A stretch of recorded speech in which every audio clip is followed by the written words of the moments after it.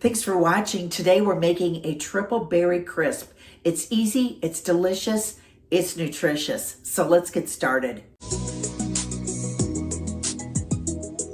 And just cooking down a couple of dates real quick. You can use date paste or date syrup. I'm just making my own. Okay, it is a fall day and we are starting on my crisp. And I couldn't decide, did I want to do a cobbler, a crumble, a buckle, or a crisp? And I decided on a crisp because the crisp has the crunchy topping on top. The other ones have a lot of butter and sugar in the crumble that goes on top, and that's not what I want. I try and reduce sugar but increase flavor through natural things. I don't use anything refined. So this is a natural, beautiful berry crisp, and it's from frozen ingredients, starting except for like the apple, but the fruit is frozen. So we have a combination of strawberries, cherries, blackberries, and we're going to add, that's 3 cups there. Okay, I'm going to grate my 1 apple. And we add the apples because the apples have pectin in them, and that serves as sort of like a starch. It will help combine things. It will cook in there. You won't even know it's there, but it does go in there, and it helps just make everything very delicious. And I love a Granny Smith because a Granny Smith is tart and so nice. So we're going to start putting together our other ingredients here. Okay, so you can use date syrup, you can use honey, you can use whatever you feel like for sweetener, but we're trying to get away from using a cup or 2 of sugar, so we use natural sweeteners that have not been refined. So if you don't have dates, pick up some honey. You could use honey, but what I do is, if you've watched me before, I cook dates and I make my own date paste or date syrup. And date syrup, I would take this and I would cook it down. This is date paste, but this serves perfect for my needs because it is caramely. It lends a vanilla sweetness already. It's beautiful. So this is what I'm using instead of sugar or brown sugar. Then we add in 2 teaspoons of lemon juice. And what I'm going to do before that is I'm going to just give it, since I have a rind here and my lemon is clean, for some extra brightness, I'm going to put in just a little bit of lemon. If you don't have it, if you don't have a rind, if you're just using lemon juice, that's okay. But since I have it, why let that beautiful zest go to waste when it will just combine with our berries and cook and develop beautifully. So we need 2 tablespoons of lemon juice.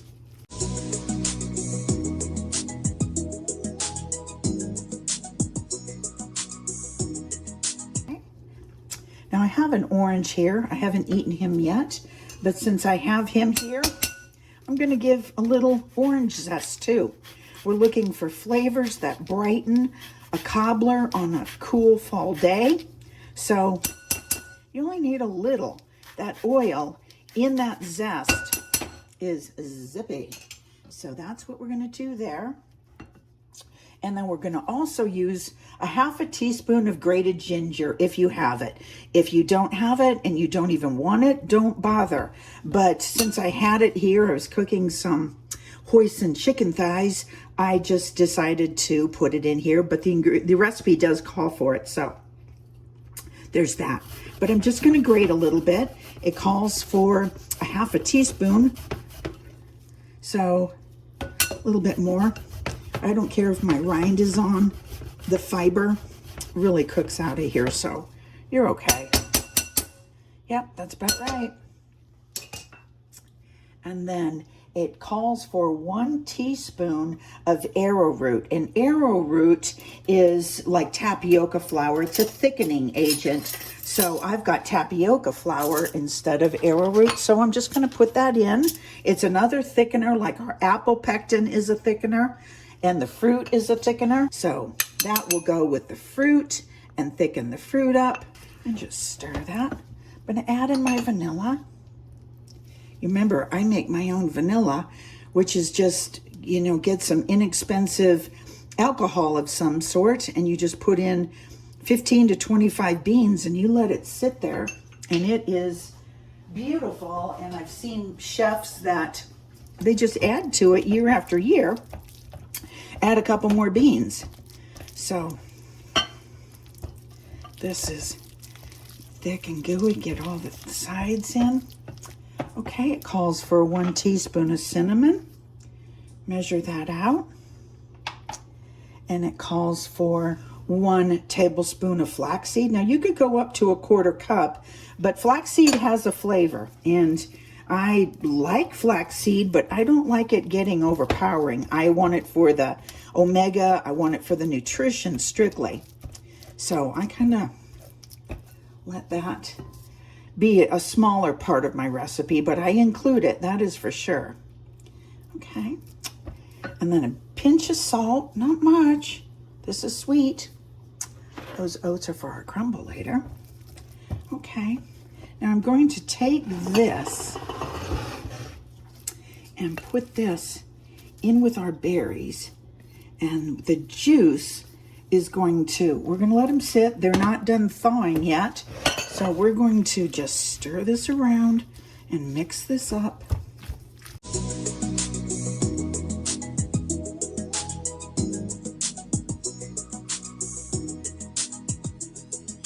So we're going to let that sit just a minute. I've got my oven heating to 350. So we're going to just let that kind of combine and become friends as we get our ingredients together for our topping, which will go on at the last 10 minutes. Okay, be right back. Okay, because this is only 4 cups of absolute deliciousness, I have pans of different sizes, so this will hold it, but it's going to be right to the brim. But if I did the next size, I'm going to have space, and if I did the next size above that, that's like Thanksgiving turkey. So I'm going to use this one, but I'm also going to put a pan underneath it when it cooks because it's going to get bubbly, but we are going to cook out some of the beautiful moisture. I cannot get over those cherries, but I tasted this, as I said, it's just very delicious. Super excited. I'm taking my mom over some. She's close to me and she loves fresh fruit, and I was raised on very low sugar, kind of no sugar. It was only when I got out there that I started eating sugar, and now I'm not anymore.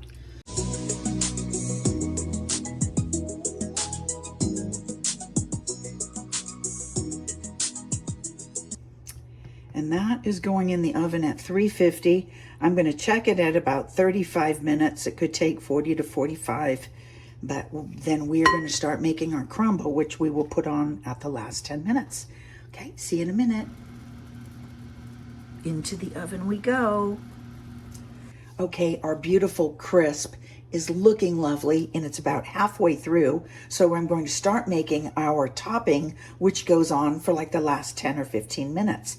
And it's kind of a crumbly, wet, dry topping, and it is easy. I don't use a lot of butter. I use butter for like maybe a piece of toast or like on top of a pancake, but I don't use butter in things. I use healthy oils. I use avocado oil or olive oil if it doesn't have any flavor. But this uses almond butter, so we just want to make sure that it's loose enough that we can get it crumbly. So we're going to start in, but I'm going to start with the wet first, and I'll show you why.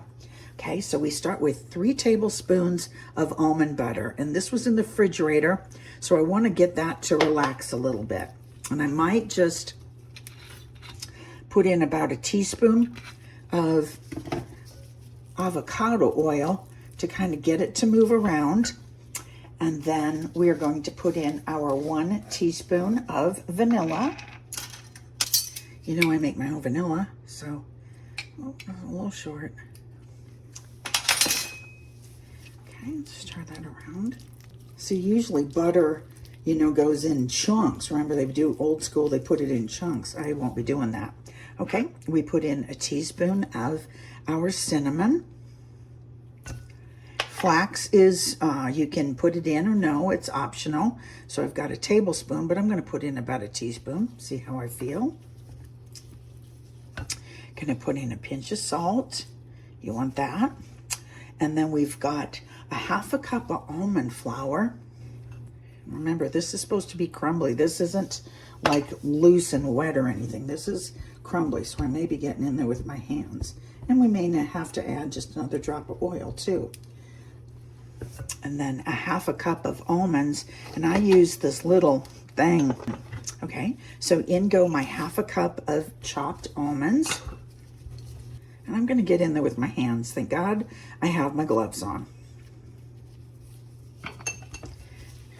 I'll show you why, because you want to go crumbly, crumbly.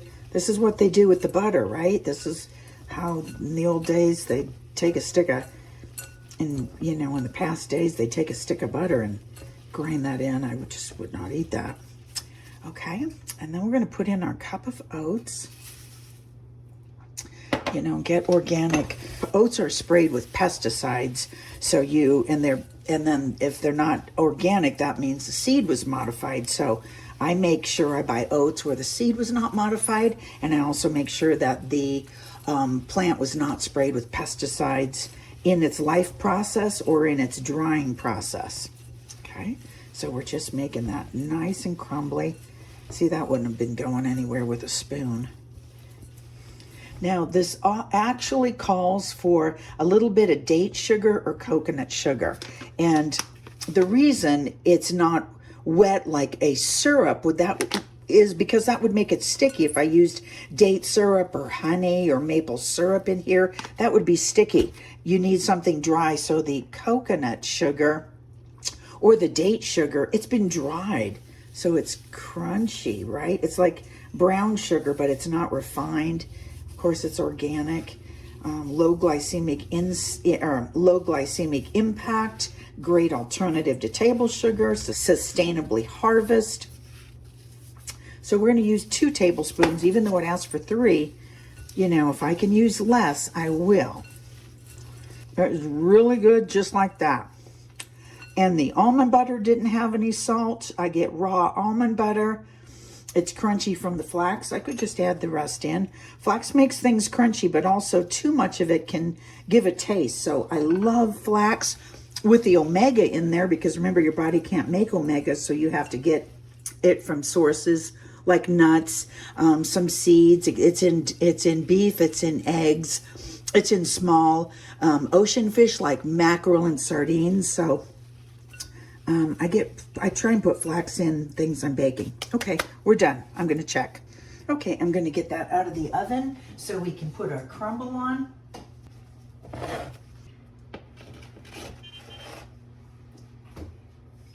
She's a beauty. Okay. That's going to soak up some of the juices. Got a lot of crumble. If I put this in a different pan, I could have.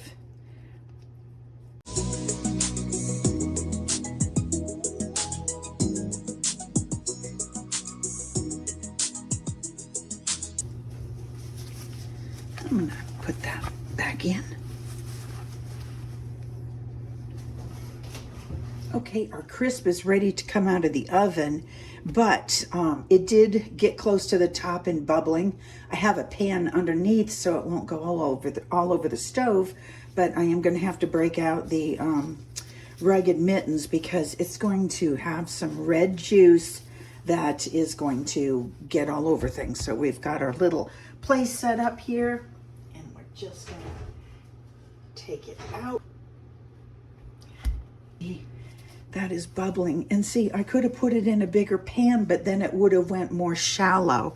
And I kind of wanted it, because after this cools down, then it's so scoopable and dense and thick and luscious that I didn't want it all thin and runny. So if you can see it, it was bubbling like 1 second ago. So that has to cool. That is hot. Don't even try and taste it. I did that as a kid. I'll still never forget it. But that's got to cool for probably a good 45 minutes to an hour. But it's really nice. Okay, see you then. This is still cooling, but I want to take just a little scoop out and see how gorgeous it is.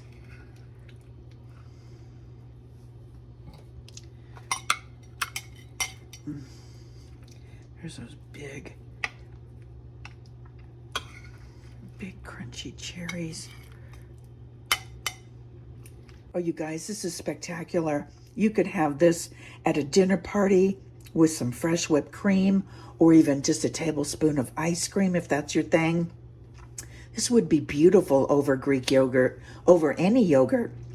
It's very nice. I tasted just a little teaspoon. I'm going to put a little whipped cream on it, but I just wanted to show you. Perfect. And it's zippy. I put a little bit of whipped cream on it. It's beautiful. Oh God, that's good. Thank you for watching. That triple berry crisp always delivers. It's easy. You can use any fruit, but triple berry really gives your body some ingredients that it loves. So I want to thank you for watching, and please like and subscribe.